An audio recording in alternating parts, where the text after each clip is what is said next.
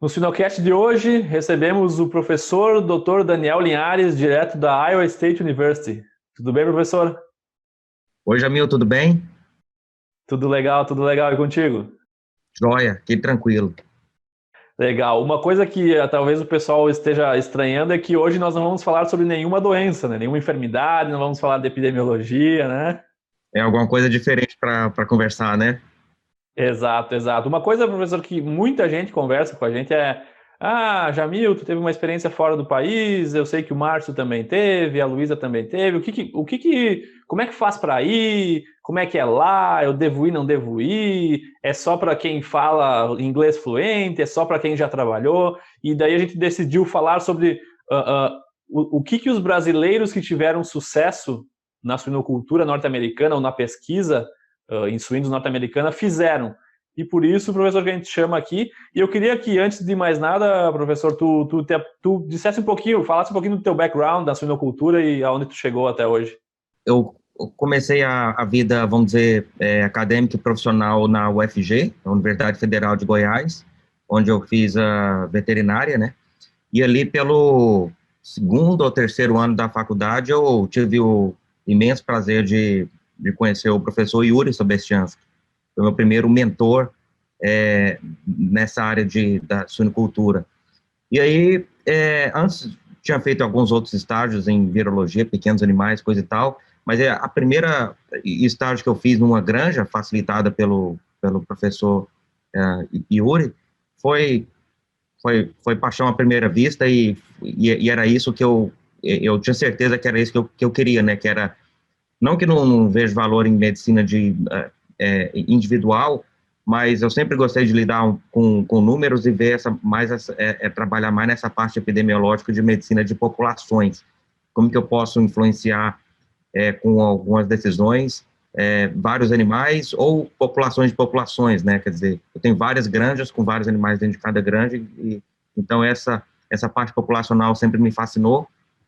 E aí depois dessa parte de treinamento inicial na UFG, tive a oportunidade de trabalhar no campo com a Grosseries Peak, né, por 6 anos, e aí chegou no momento que eu pensei, eu preciso aprender um pouco mais para tomar melhores decisões, baseado em experiência, vale, mas baseado em dados, em números, com as empresas cada vez maiores e mais consolidadas, o valor das decisões, né, o custo de estar errado, ele é muito grande, né, que uma decisão de vacinar animais, por exemplo, dependendo da empresa, é de milhões de reais ou dólares, né, e eu não posso estar errado, eu tenho que estar certo, não vou estar certo todas as vezes, vão ter erros, mas ao longo do tempo, quanto mais você tiver dados para suportar, menos você vai estar errado ao longo do tempo. Então, eu precisava desse treinamento que eu não tive, né, então fui atrás de uma pós-graduação em Minnesota e tive a satisfação de trabalhar lá com muita gente boa, muita gente boa. Depois eu voltei para o Brasil, depois do doutorado, para poder aplicar mais conhecimentos e ganhar mais experiência de campo depois desse treinamento em Minnesota. Voltei para a Grosseries Speak, trabalhamos na época, estava formando a gerência técnica, era serviços técnicos, asseguramento sanitário e validação de produtos. Então, tivemos uma experiência interessante no Brasil, até abrir essa oportunidade aqui na Iowa State, onde eu estou até hoje, desde 2015, nessa vaga acadêmica aqui, fazendo pesquisa de campo, que é sempre que é a nossa satisfação, né? E tive a satisfação de trazer para cá um grupo de brasileiros, né? Alguns deles já terminaram, a gente pode falar mais daqui a pouco, mas alguns já terminaram e todos esses que vieram e terminaram, eles conseguiram colocação aqui mesmo nos Estados Unidos, alguns na universidade, outros em empresas de produção.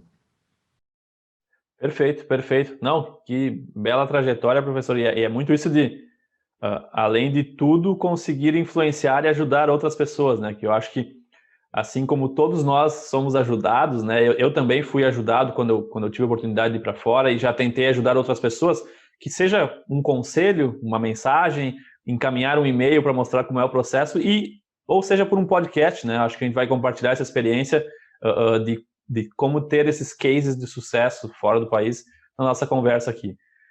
Daniel, mas eu queria fazer um gancho em cima da tua trajetória. O quanto que tu acha que tu ter uma experiência prática antes da pós-graduação contribuiu para a qualidade e a tua mentalidade de pesquisa? Olha, Jamil, boa pergunta, e eu sei que tem diferentes jeitos de fazer a carreira, não tem, eu acho, jeito certo ou errado, mas para mim, hoje, se eu não tivesse passado por essa experiência que eu tive de campo, né, com os estágios na escola e depois rodando e tendo que tomar decisões e, enfim, rodando granjas no meu caso, pela AgroSéries, isso aí foi fundamental porque quando você está aprendendo depois estatística, ou epidemiologia, ou qualquer outra ologia, né, qualquer disciplina, você imediatamente liga, né, naquela situação eu podia ter usado isso, eu podia ter usado aquilo, então você assimila e absorve muito mais, é muito conhecimento, é difícil de se absorver tudo.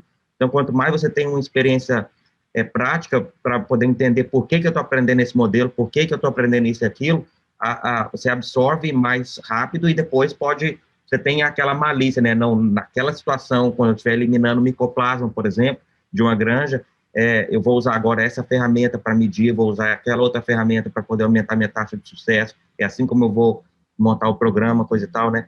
Então, pelo menos para mim, eu acho que foi essencial ter essa experiência de campo, porque o tipo de pesquisa que a gente faz aqui é de campo, então, né, você tem que entender como é que a roda gira antes de você querer mudar como a roda, né, funciona. Se você não entende como a roda gira, como é que você vai aperfeiçoar a roda? É difícil. E quer queira, quer não, essa foi a receita que enfim, eu acabei fazendo e essa é o tipo de perfil que a gente tem buscado, pelo menos aqui para trabalhar aqui com a gente, são pessoas que tiveram, não precisa ter muita experiência, mas uns 2 anos de campo já dá para ganhar bastante, né, essa malícia de como é que a roda gira e onde estão as oportunidades de melhoria. Então, o pessoal que a gente traz aqui tem entre 2 e o que tem mais experiência veio com 10 anos ou 12 anos de campo, então nunca é tarde para voltar a estudar, né? Então, essa é a nossa opinião. Agora, lógico, se a linha de pesquisa é mais voltada para assuntos teóricos ou trabalhos em laboratório, ou deve ter outras disciplinas também, talvez a experiência de campo não seja tão importante, né? Então, tudo depende qual que é a aspiração do sujeito, né, da pessoa para poder estudar. E, no nosso caso aqui, como pesquisa de campo, a experiência antes, ela conta bastante. Sem dúvida, sem dúvida. A minha trajetória é um pouco parecida, né? Eu trabalhei um pouco antes de fazer a pós-graduação e 2 coisas me chamaram muita atenção, assim, que eu acho que se eu não tivesse trabalhado, eu não teria essa percepção. Uma, eu não sou especialista em sanidade e eu comecei a ver que todas as doenças a gente estuda isolado, mas elas não acontecem isoladas, né? Elas são multifatoriais, têm co-infecções. E isso muda muita coisa quando a gente vai começar a entender e tal. E eu estudei, sabia o agente etiológico, o controle, a epidemiologia de cada doença, mas no campo elas aconteciam juntas. E um produtor acontecia junto com uma e outro junto com outra. E uma outra coisa foi a questão de pessoas, né? A gente, às vezes, recomendar um manejo e, às vezes, terceirizar essa recomendação para uma pessoa que não tem tanta instrução como a gente e ela que vai fazer esse manejo. Então, muito do fator humano interfere na recomendação, na roda girar, como tu falou, né, Daniel? E outra diferença dessa do que está no livro, ou o que está, enfim, as doenças, elas raramente ocorrem como está no livro, no sentido de que nem sempre uma população vê aquele agente pela primeira vez, ele é um processo, então as coisas são mais crônicas, né? Então, nem sempre quando tem um surto de Pierce, por exemplo, você vai ver aborto, você vai ver isso ou aquilo que está descrito, né? Que quer dizer, muitas vezes acontece, mas às vezes tem infecções importantes que são quase que subclínicas, mas que ainda custam dinheiro em termos de perda de produtividade, coisa e tal, né? E essas coisas a gente vê com o tempo e no campo, né? Perfeito, perfeito. E Daniel, me diz uma coisa, se tu tivesse que me falar por que ir para os Estados Unidos, seja para pesquisa ou seja para um trabalho ou um pós-doc, por exemplo? Eu tenho certeza que se perguntar para diferentes pessoas vão ter diferentes respostas, mas devem ter diferentes motivos. No meu caso, por exemplo, eu vim mesmo para expansão de conhecimento. As universidades americanas, elas têm uma reputação internacional muito alta em termos da qualidade do ensino. Isso não é porque tem pessoas melhores aqui do que tem no Brasil, mas tem, como você sabe, uma infraestrutura bem grande e tem dinheiro para pesquisa, né, e a coisa roda. E no caso da suinocultura, aqui nos Estados Unidos a suinocultura é 3 vezes maior do que no Brasil, então só por isso tem, então, diria, 3 vezes mais oportunidades, né? Tem mais empresas, mais diagnóstico, mais coisas acontecendo, então isso tudo traz e atrai pessoas qualificadas. Então a coisa é a expansão de conhecimento enfim, é sempre bom a pessoa aprender um pouco em cada lugar e depois a somatória é que conta, né? É tudo que eu aprendi na Universidade Federal de Goiás, eu trago comigo até hoje, e foi muito bom, eu aprendi muito, se eu não tivesse passado por lá, eu não estaria aqui hoje. Aí as coisas vão somando, a mesma coisa depois com a Grosseria, depois com o Minnesota, e agora aqui. Então, você vai procurando ampliar o seu conhecimento, passando por diferentes escolas e entendendo diferentes linhas de pensamento para que você faça a sua própria, né? Mas, no caso seu, por exemplo, por que você decidiu ir para o exterior? Sim, bem parecido, sabe, Daniel? Bem parecido nessa questão de ter a oportunidade, ver como ter a oportunidade de, inclusive, entrar numa granja, né? Que às vezes a gente fala, não, a granja nos Estados Unidos é tudo automatizado, é climatizado, mas não é que a nossa no Brasil é ruim e que a deles é boa, né? A de vocês é boa, mas eu acho que ter essas experiências assim, e se aproximar de novos mentores era uma satisfação muito grande quando eu via, putz, eu li trabalho com esse sobrenome aqui a vida inteira, agora eu tô do lado do cara, né? Então eu acho que ter essa experiência e justamente ampliar não só a pesquisa, mas como o networking também. Eu tive a satisfação de conhecer muita gente, indo em congressos, inclusive, me desafiando não ter o inglês 100% perfeito, mas me desafiar a apresentar um trabalho em inglês e vamos lá, né? Vamos ouvir as críticas para melhorar. Eu acho que é a gente sair cada vez e ampliar esse horizonte, mas bem isso que tu falou, né? A gente traz essa bagagem, né? Uma coisa que a gente ouve muito falar, que o americano adora brasileiro, porque ele trabalha, ele é bom, mas muito porque ele tem conhecimento também. Eu trago a bagagem lá do setor de suínos da URGS, trago a bagagem da minha experiência a campo que eu tive no agroindústria do Brasil, e eu acho que tudo isso forma uma pessoa porque eu tive colegas lá que eu diria que nenhum teve uma experiência prévia à pós-graduação, os americanos. E os professores gostavam muito que a gente vai discutir um assunto, talvez ele não vai saber exatamente muito sobre nutrição, mas ele vai saber como é que regula o comedouro. E o meu aluno aqui nunca viu um comedouro. Ele sabe formular, mas ele nunca viu a ração que ele formula dentro de um comedouro. Então, acho que é muito disso, né? Essa troca, né? Essa troca e ampliar horizontes, novas experiências. Eu realmente encorajo quem tem vontade e quem tem, como a gente fala, né? Sangue no olho, né? Sangue no olho, vontade. Acho que é muito importante. E às vezes a primeira tentativa dá errado e não significa que não existe oportunidade. Continua tentando, né? Continua tentando, e que uma hora, você estando preparado, a porta abre. Eu diria que a primeira coisa é querer, né? Às vezes o pessoal bota muitas limitações antes do querer. A limitação, primeira do idioma e segundo financeira, né? Mas eu conheço, e com certeza tu conhece mais do que eu, professor, várias pessoas que não foram com o inglês perfeito e que não tinham muito dinheiro guardado e foram galgando, chegaram, conseguiram uma bolsa, sofre um pouquinho no começo, vai ter que ralar no inglês, vai sofrer um pouquinho, mas esse é o crescimento, né? É por isso que a gente vai, né? Se a gente já soubesse tudo, não precisava ir, né? Ninguém nasce sabendo andar de bicicleta, ninguém nasce sabendo 2 línguas, ninguém nasce... Mas você aprende, né? Você vai, como você falou, sangue no olho, com essa expressão que você usou, né? E vai atrás, né? Porque ninguém vai bater na sua porta falando, vem para, né? Vem. Eu acho que você deveria ter essa oportunidade aqui, tá aqui sua bolsa, tá aqui o que vai ser sua tese ou sua experiência, que seja lá qual for. Você que tem que buscar, né? Você que tem que ir atrás. E, igual você falou, vão ter algumas pedras no caminho, com certeza, vão ter essas dificuldades, mas não foca na dificuldade, foca onde você quer chegar, você vai superar as dificuldades, né? Tudo faz parte, como você falou, da experiência, aprender a língua, achar alguma solução da parte financeira, isso tudo tem jeito, né?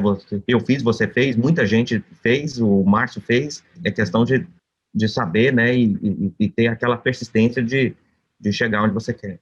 É a ambição, né? Exato. Professor, e assim, a gente vai falar um pouco mais da parte técnica, assim, um passo a passo, assim, eu decidi que eu quero ir, um passo a passo, que tipo de orientação, assim, tu daria para os nossos ouvintes? O inglês não precisa ser perfeito, mas o inglês tem que ter um nível mínimo, né, para chegar pelo menos se a pessoa está vindo para a parte acadêmica, para alguma pós-graduação, a pessoa tem que passar no TOEFL, né, que é aquele teste de inglês que mede escrita, fala,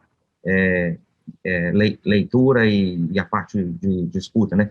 Então, tem que ter um nível mínimo, o que faz sentido, porque não é fácil, as disciplinas são bem puxadas, são bem aplicadas e são complexas. Então, se a pessoa não está com um nível de inglês mínimo para poder entender aquele material, não tem como, vamos dizer, passar de ano, né? Então, o primeiro passo trabalha no inglês para chegar naquele nível mínimo. Igual você falou, não tem expectativa que você vai falar igual um americano, vai ter um sotaque, não vai ser perfeito, não é a mesma coisa, a gente está conversando aqui, não precisa ter essa fluência total, mas tem que ter aquele mínimo ali para você passar no TOEFL e chegar e conseguir seguir as disciplinas, né? Depois, você está aqui, como você falou, com 6 meses, com 1 ano, naturalmente, nem que você não queira, com as aulas, com tudo, o seu inglês vai melhorar e vai melhorar bastante, né?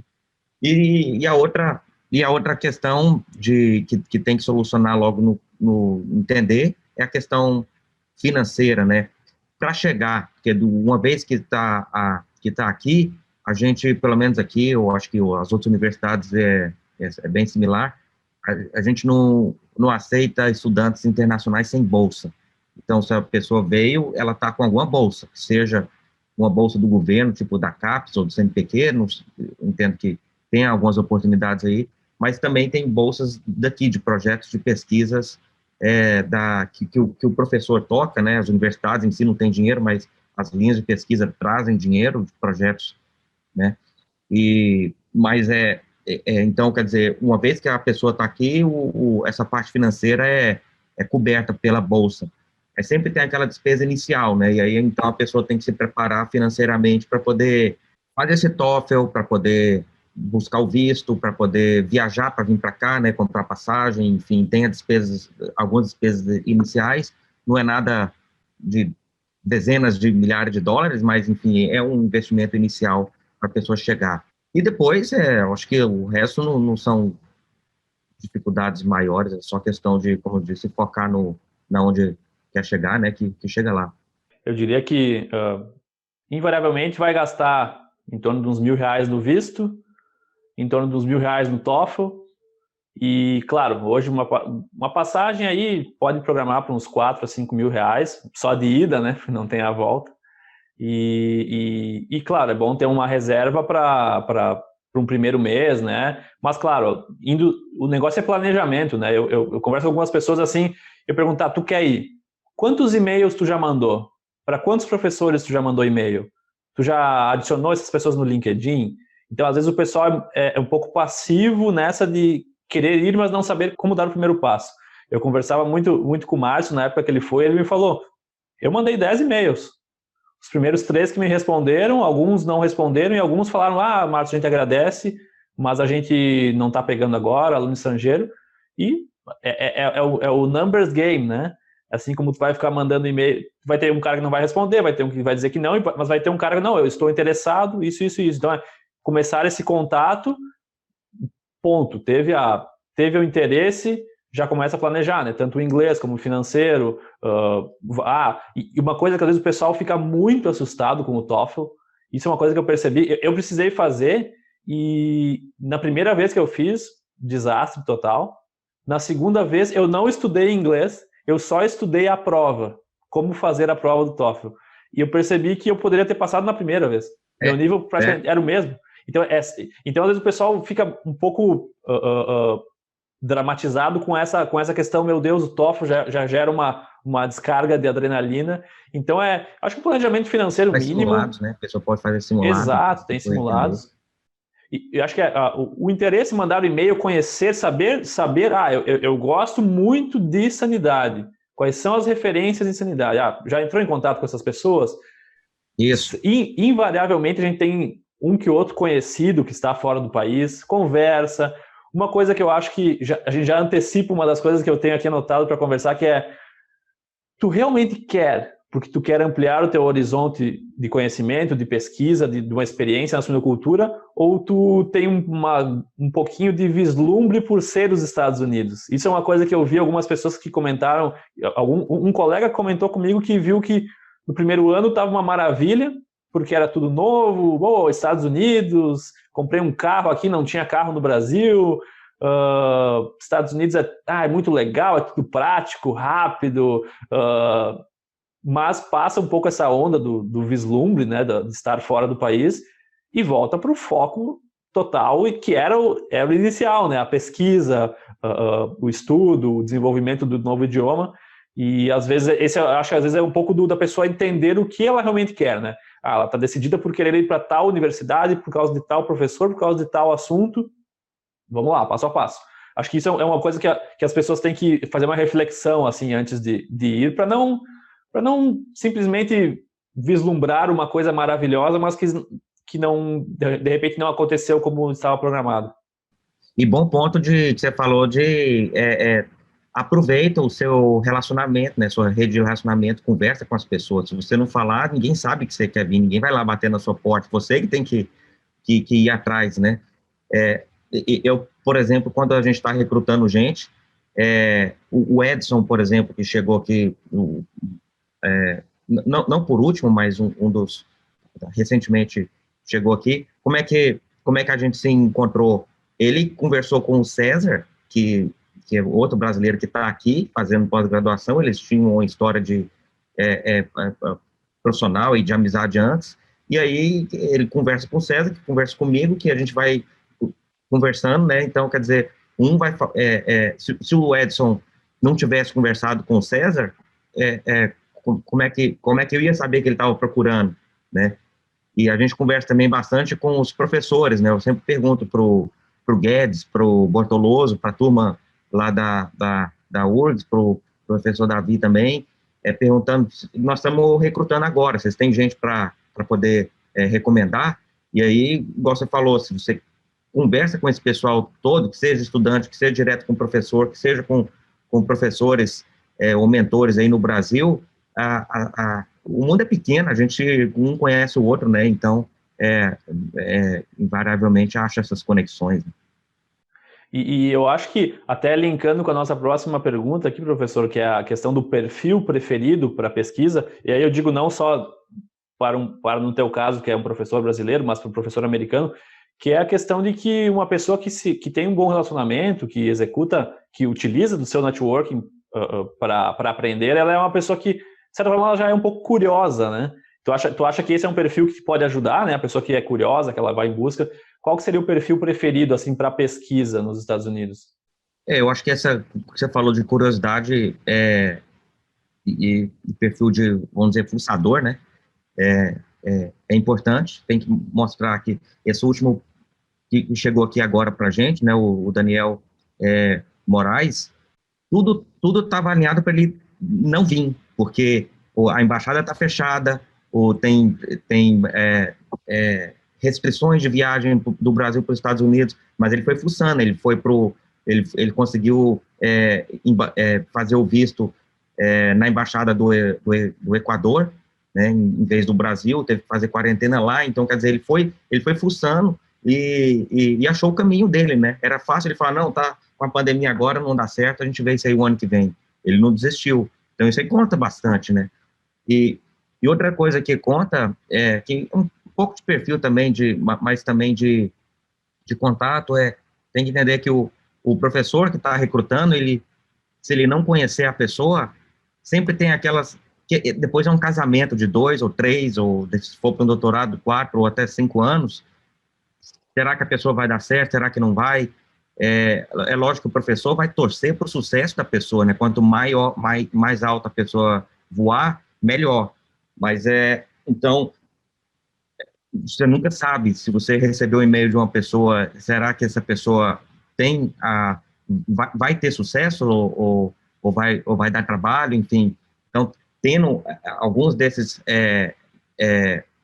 contatos de referência, que seja um professor aí ou alguém da suinocultura onde você trabalhou antes e tal, esses contatos ajudam. Mas e a outra coisa que a gente falou antes é a experiência de campo, né? Pelo menos para esse tipo de pesquisa que a gente faz, a experiência de campo, a gente acha que ela é bem importante.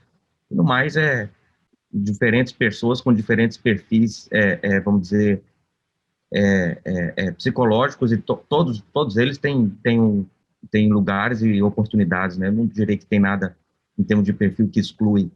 É mais essa questão de vontade, como você falou, de ter sangue no olho e ir atrás e ser persistente e chegar lá, né? Eu digo que até é bom até ter uma equipe heterogênea em termos de background, né, de experiências, porque às vezes isso vai se completando, né? Até eu queria te perguntar como que tu vê a questão de que tem algumas pessoas que também questionam a respeito da estatística, né? Eu preciso já ter um treinamento forte em estatística para iniciar uma pós lá fora ou entrar numa empresa lá fora. E às vezes eu via na equipe que eu trabalhei que tinha o crânio da estatística, tinha o crânio do manejo, tinha o cara que sabia mexer no Excel, no SAS, no R, como ninguém, e eu acho que isso é aquele senso de comunidade, né? Tu não precisa ter todas essas características, mas conhecer quem tem, né? E se relacionar, perguntar, né? Ninguém sabe de tudo. Por isso que as empresas e universidades buscam, como você falou, essa diversidade de conhecimento, porque no final dos dias os projetos precisam de pessoas com experiências e qualidades que se complementam, né? Você vai ter, como você falou, aqui no departamento, por exemplo, o Gustavo, que é um brasileiro, caso de sucesso também, foi contratado recente como professor de epidemiologia, e hoje, para a gente aqui, para o departamento inteiro, ele vai ser nossa referência. Precisa de alguma coisa de trocar ideia em delineamento de estudo epidemiológico, alguma análise de estatística, ele é a pessoa. Por outro lado, eu preciso desenvolver esse teste de diagnóstico, eu não sei se está bom, se não está. Bom, tem o Jeff Zimmerman, que essa é a especialidade dele. Você tem diferentes pessoas, diferentes perfis, os dois não é que um vale mais ou que vale menos, eles têm conhecimentos que se completam, né? Ninguém sabe de tudo, por isso que nós precisamos dessa diversidade de áreas e de conhecimentos para soluções multidisciplinares. Sim, sim.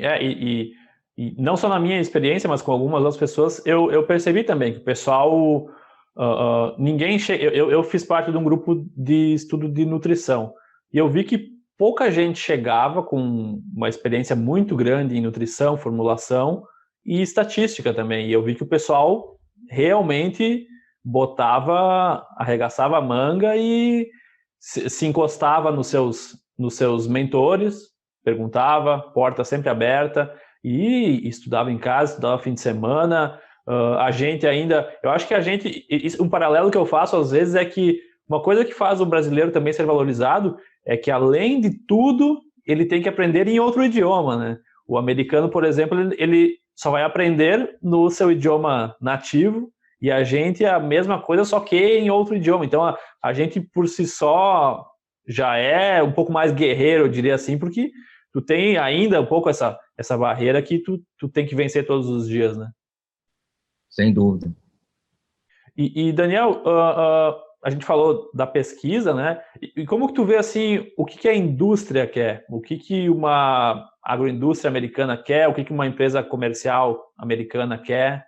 Qual que é o perfil que eles querem? Boa pergunta. Esses dias até depois a gente compartilha aí com os ouvintes, teve uma pesquisa, um questionário, né, desenvolvido pela National Pork Board, que é a BCS aqui dos Estados Unidos, que fez exatamente essa pergunta para várias empresas de produção: o que vocês estão buscando de perfil nas novas contratações? Que tipo de profissional que vocês estão buscando, né, o que vocês querem com esses profissionais? E isso aí ajuda a comunicar com as universidades para poder, né, preparar pessoas, para poder formar pessoas que a indústria precisa. Quer queira, quer não, a parte técnica é importante, é lógico que é importante, mas a parte de comunicação, a parte de trabalho de equipe, a questão que são duas coisas diferentes, né? A parte de comunicação não quer dizer que a pessoa vai ser extrovertido ou que vai ser contador de piada, mas que tem que tem iniciativas de alinhar expectativas, de conversar com outros departamentos dentro da empresa, né, ao contrário de trabalhar em silos, né, onde você faz só o seu trabalho e não conversa com ninguém e toca pau na máquina, né? Eles estão buscando pessoas que comunicam, que se expressam bem e que têm esse espírito de trabalho em equipe, né? Que não seja só voltado para o meu sucesso, para o meu ego, para minha minha escalação profissional, mas que a pessoa tenha em mente por que ela está ali, é para buscar resultado. Então nós vamos todo mundo junto buscar trabalhar e como você falou, diferentes áreas de conhecimento vão ter gente na empresa que esse ali é bom de estatística, esse outro ali é bom de manejo, esse outro ali é bom de sei lá o quê, né? Então, todos esses, quanto mais trabalho, perfil de comunicação, melhor. E outra coisa é foco em resultado, né? Que muita gente fala, não, mas eu trabalho 60 ou 80 horas por semana. Para mim, isso não é sinônimo de eficiência, quer dizer, está trabalhando muito, deve ser bom para ele, gosta de trabalhar, né? O mais importante do que o volume de horas de trabalho é foco em resultado. O que você faz nessas 60 horas? Se tiver outra pessoa que vem e que trabalha 20 horas e faz o mesmo resultado, para mim é crédito para essa de 20, que trabalha 20 horas, né?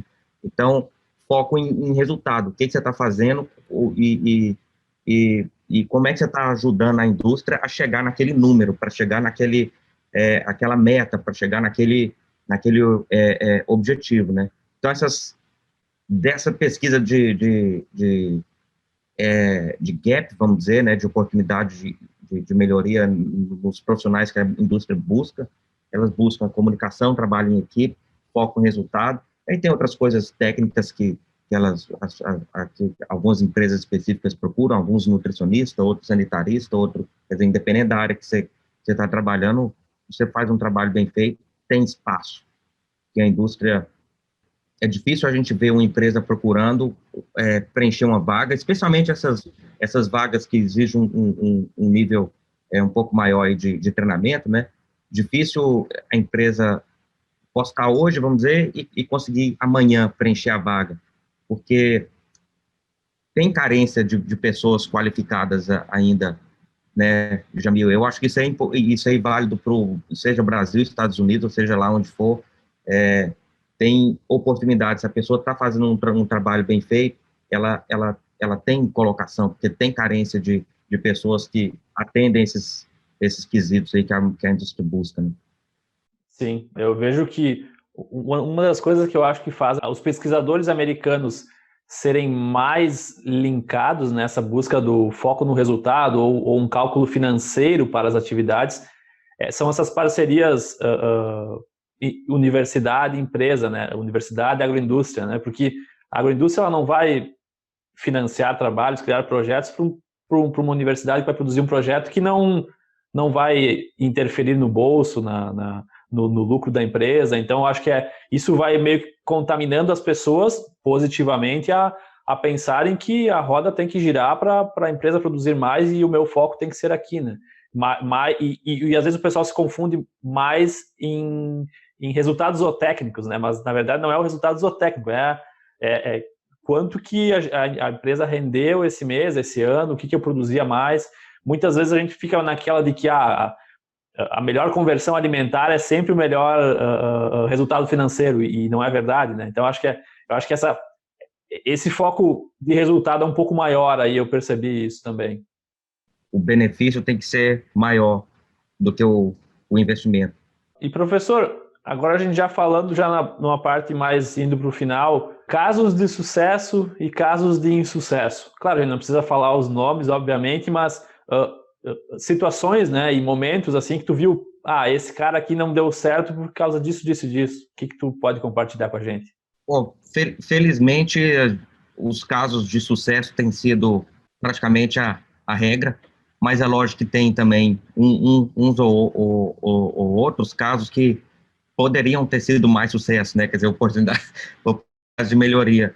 E eu acho que desses casos de sucesso, e tem bastante exemplos, né? Tem você, tem o Márcio, tem, eu falei aqui com a gente, o Marcelo Almeida, o Gustavo Silva, o Giovanni Trevisan, o César Moura, o Edson Magalhães, todos passaram pelo programa e agora estão sendo absorvidos por algum lugar, né? O que tem em comum entre eles? Tem isso tudo que a gente estava falando, de perfil pulsador, de foco em resultado, de comunicação, de trabalho em equipe, né?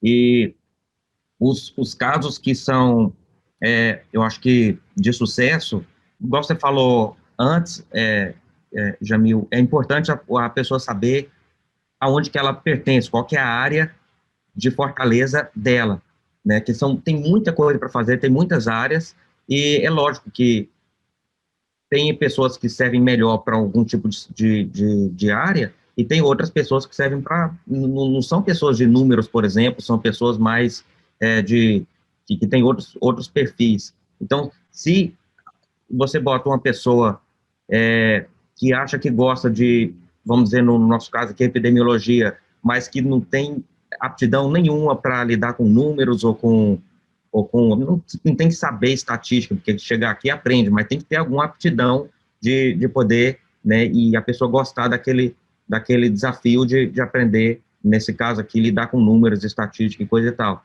Se você bota uma pessoa que não tem esse perfil, que não tem aptidão, que diz, não quero ver número, então a pessoa está no lugar errado. Às vezes é a pessoa certa no lugar errado, né? Às vezes é essa pessoa, se você botar para fazer um outro tipo de trabalho, ela vai ter sucesso. Mas no nosso caso, a gente já... esse, então, é um dos casos de insucesso. A pessoa está, às vezes, a pessoa certa no lugar errado, porque não tem aptidão para aquilo ali que está fazendo, por mais que esteja se esforçando, não é aquilo que a pessoa vai... não é isso que é a fortaleza da pessoa, né? A pessoa não tem que ficar focada em corrigir defeito, ela tem que identificar onde que ela é boa e nutrir, né, e deixar crescer essa parte que ela é boa, que é aí que ela vai brilhar. Não é corrigir nas pequenas falhas, lógico, é sempre bom corrigir falha, mas bota a sua energia onde você é bom, que aí você vai brilhar, né? E outra coisa, que não é bom em sucesso, mas, enfim, quando você vai para um país novo, é fácil de se distrair, né? Vão ter coisas novas, vão ter coisas para entretenimento, vão ter coisas... É muito fácil distrair. Então, às vezes, tem pessoas que vêm e não sei o que acontece, mas às vezes está muito mais focado em qual que é a festa, qual que é isso, qual que é o evento, o que eu vou fazer, e esquece que a prioridade que ela tinha, pelo menos em um momento, em algum momento, era, não, eu estou vindo aqui para fazer a pós-graduação. Então, tem tempo para poder se divertir? É lógico que tem tempo para poder fazer outras coisas? É lógico que tem, mas a prioridade tem que continuar sendo, eu acho, pelo menos nesse período, né, de estudo, para se dedicar e fazer o máximo que você consegue nas aulas, fazer o máximo que você consegue nos experimentos e realmente dar o melhor. E a parte de entretenimento, ela é importante, acho que tem que ter, a pessoa tem que ter um esporte, tem que ter uma coisa que se diverte, tem que ter um hobby, desde que esse não seja o que você faz todo dia e que seja a sua prioridade, né? Então, tem que só botar as coisas em contexto, mantendo o foco e tendo segurança que você está no lugar certo, ou seja, eu estou trabalhando com nutrição, que é a minha paixão, ou sanidade, que é a minha paixão, ou enfim, seja lá qual for a sua área de fortaleza, você tem que buscar, como você falou antes, né, caminhos para essa área, e não tentar ficar se forçando a gostar de nutrição, porque tem uma oportunidade lá em Kansas, por exemplo, né? Não tem que ser assim, você tem que buscar o que você foi feito para brilhar, e o resto é consequência.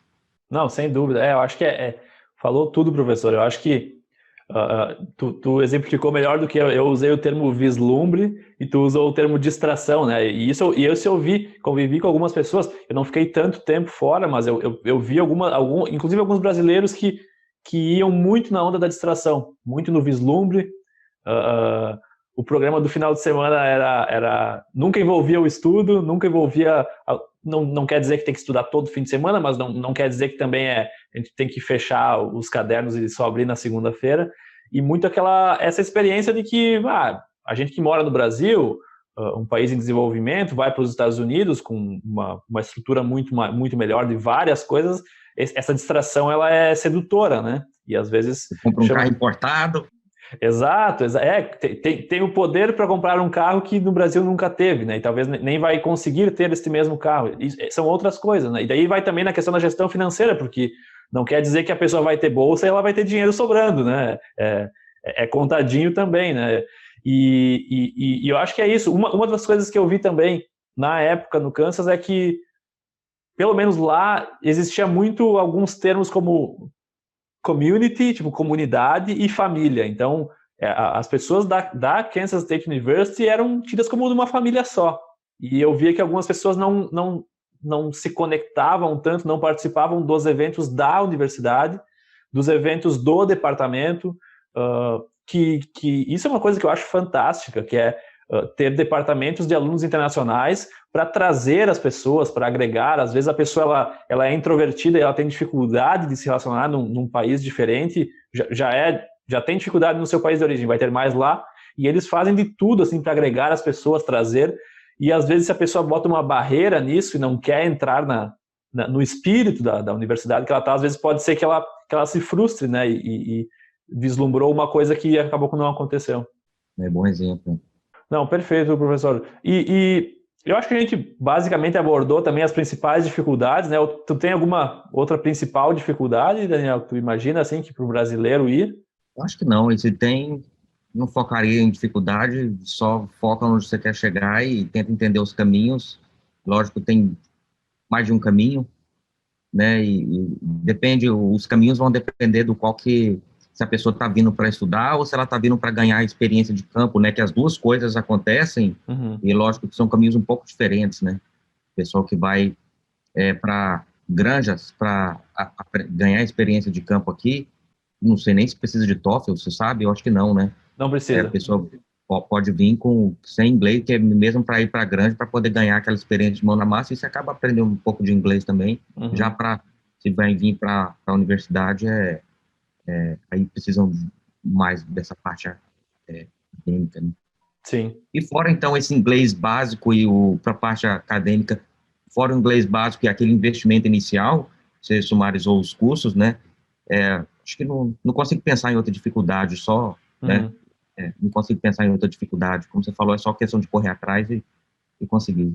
Sim, até um outro exemplo que eu dou da minha... Eu estava procurando um lugar para morar e estava difícil, não encontrava alguns que eu ia ter que comprar mobília e não queria gastar, e eu acho que daí foi certa a minha decisão. Eu mandei um e-mail, eu via que eu estava sempre copiado numa lista que tinham todos os alunos daquele departamento. Eu peguei aqueles e-mails e escrevi um e-mail: preciso de um lugar para morar, tem alguém que pode me ajudar? E apareceu uma pessoa, uma alma caridosa, que eu agradeço até hoje, um argentino, que me respondeu o e-mail: não, eu tenho lugar aqui, dividimos e tal.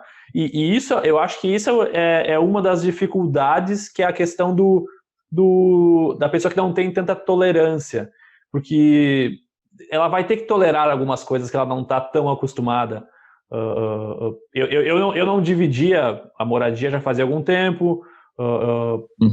Eu precisei, às vezes, andar a pé longas distâncias, sendo que no Brasil eu tinha carro. Então, isso não quer dizer que está certo ou errado, mas eu acho que tem que ter essas tolerâncias e, às vezes, ter sempre o sentimento... Bem lembrar.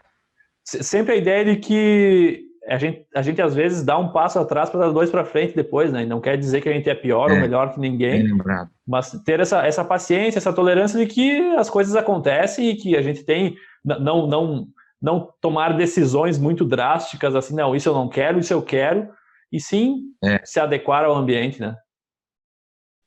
Não, bem lembrado, especialmente para esses que já estavam trabalhando antes de vir, né, e às vezes já estão acostumados com um certo padrão de vida, e aí volta para, igual você falou, tem que dar um passo para trás, né, quer dizer, agora você não, às vezes não vai poder, pelo menos por aquele período ali de estudo, que a bolsa de estudo é só uma bolsa que dá para pagar o aluguel ali e deu, né, você não é um salário como você tinha antes, e onde você podia, enfim, trocar de telefone todo ano, ou enfim, gastar com outras coisas.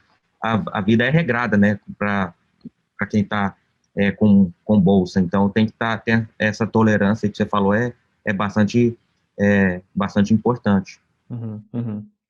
E, professor, qual que seria o recado final para quem quer ir, quem ainda está no Brasil, seja para pesquisa ou trabalho?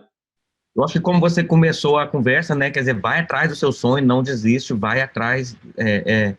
A gente falou sobre várias coisas aqui, desde inglês até comunicar com as pessoas, né, manda um e-mail, vai no LinkedIn, vai conversa com quem já está e pede se você sempre conhece ou trabalhou com alguém, ou conhece quem já está aqui, então toma vantagem desses relacionamentos, né, e vai fuçando, não tem, conversa com os professores que você já passou aí no Brasil, sempre tem esses mentores, né, que tem conexões boas com aqui, com o pessoal daqui, a gente que está recrutando aqui sempre pergunta, de novo, né, para os professores aí, com o pessoal que a gente conhece, que você conversa com quem você conhece, então o mundo acadêmico ele é bem conectado, e a gente está sempre pedindo indicações de pessoal, então se você está compartilhando do seu interesse, a chance de conseguir alguma coisa é maior. E aí, como você falou, essa triagem é importante, né, de você, antes de aplicar formalmente para um programa, que tem custo para isso, troca esses e-mails informais, busca vamos dizer, provoca, né, uma entrevista por Skype, ou pelo Zoom, ou que seja com um professor que você acha que está naquela área que você tem afinidade, né, e uma vez que esse professor ou professora te deu o ok, aí você já segue com o processo, né? Exato. É importante cutucar e não desistir e insistir, foco no sonho, né? Pra gente aqui, é muito difícil alguém mandar um e-mail e a gente conseguir recrutar a pessoa no mês seguinte, então não é nada imediato, mas sempre tem projetos de pesquisa terminando, projetos de pesquisa iniciando, então se a gente tem bons candidatos que tem que esperar 6 meses ou um ano, não tem problema, é só questão de, como você falou antes, planejamento, né? Todos que estão aqui com a gente, por exemplo, a gente teve conversas e levou um ano, no mínimo 6 meses, para poder alinhar tudo, né? A bolsa, o projeto de pesquisa, e também para a pessoa ter tempo hábil para poder desligar das funções que a pessoa estava, né? Seja que estava em empresa, ou seja que estava em algum outro lugar, alguma outra pós-graduação, para poder vir para cá. Então, o planejamento é essencial, né? Não espera que vai ser, não, eu vou tentar hoje e amanhã eu já vou conseguir uma bolsa. Bom, tenta hoje e continua persistente, que difícil dar errado em 6 meses a um ano, os casos de sucesso são maiores, né, quando você olha no longo prazo, médio prazo. E eu diria que dá para usar até a seu favor esse tempo de espera, porque, não, eu sei que em 6 meses ou um ano eu estou indo, agora eu vou focar no inglês, tudo que eu não foquei nos anos anteriores, né? Então, pelo menos aconteceu isso comigo, né? Eu tinha uma data lá na frente para ir, eu já estudava inglês, mas eu falei, agora eu tenho que dobrar o meu estudo, porque para eu me sentir melhor, para eu aproveitar melhor, né? Então, eu acho que utilizar esse tempo, assim, o ser humano funciona muito bem com deadline, né? Isso. Então, botou essa deadline aqui, nossa, ó, até esse dia eu tenho uma entrevista. Planeja, todos os dias eu vou ter um contato com o inglês, vou estudar isso, vou escutar aquilo. Eu acho que funciona mais ou menos dessa maneira. Tenta, especialmente antes da prova de TOEFL, antes de vir, como você falou, sabe? Sei que eu vou daqui 6 meses, então já começa a escutar uns podcasts. Tem tanta coisa que dá para escutar, que seja livro, que seja podcast, que seja notícia, que seja piada. Pega aquela língua lá, se vier para cá em inglês, se for para lá para Espanha, lógico, espanhol, enfim, mas já vai treinando o ouvido, já vai se dedicando, pega um livro naquele idioma e vai ler, né? Vai ter dificuldade? É lógico que vai, né? Mas, como você falou, vai trabalhando nessas coisas e não espera que vai solucionar do dia para a noite, né? Mas se você vai já se preparando, 6 meses dá para avançar bastante o idioma, né? Uhum. Se dedicar consistentemente, igual você falou aí. O tamanho do querer, ele dita o sucesso da ação, né? Se tu realmente quer, essa ação aqui, ela vai acontecer, porque tu vai dar um jeito, né? Eu acho que é essa a grande mensagem, né? Tu definiu que esse é o teu objetivo, monta uma estratégia e desenha o planejamento. Acho que é isso aí, professor. Muito bom. Show de bola. Professor Daniel Linhares, muito obrigado novamente pela presença aqui no Sinocast. Obrigado por todos os conselhos e ensinamentos. Obrigado, Jamil. Foi bom a conversa, eu me diverti aqui. Foi bastante interessante essa troca de experiência. Seguimos em contato. Perfeito. Obrigado, professor. Até mais. Obrigado, até mais.